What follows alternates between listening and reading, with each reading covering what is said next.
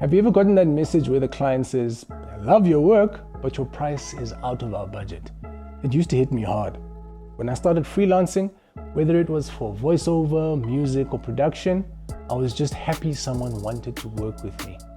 I was constantly asking, am I charging too much? Am I losing work by saying no? And the truth is, yeah, sometimes you are going to lose work. But the better question is, what kind of work are you willing to lose? Let me walk you through how I handle this right now.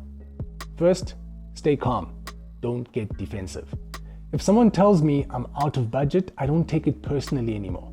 I've learned to separate my worth from the client's wallet. So, instead, I usually reply with something like, I understand budgets vary. If anything changes in the future, feel free to reach out. I'd love to work with you when the timing is right. It's respectful, it leaves the door open, and more often than not, they come back. Second, know when to stand firm. If you've priced your work fairly, and I'm not talking about wild numbers, just reasonable compensation for time, skill, and value, then you've done your part. I had a potential client just the other day who wanted a voiceover done for like $20. I quoted $50, wasn't long.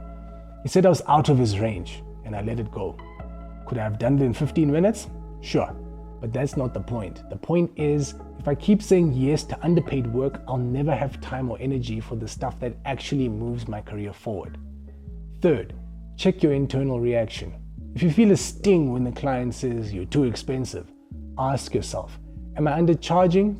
Am I undercharging to begin with? Am I scared they won't come back?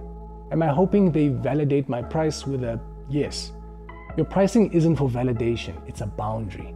And if someone can't meet it, then that doesn't mean you're wrong. It just means they're not your ideal client right now.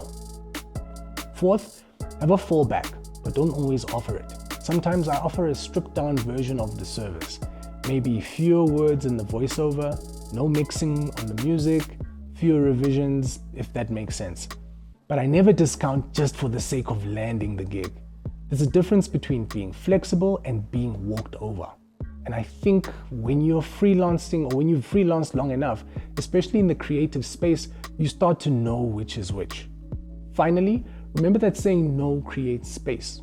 If I had said yes to every low-paying job in the last 5 years, I'd be stuck doing volume work, constantly burnt out, no time for sync, no chance to grow my brand, no time to reflect. Saying no creates time to work on your own ideas.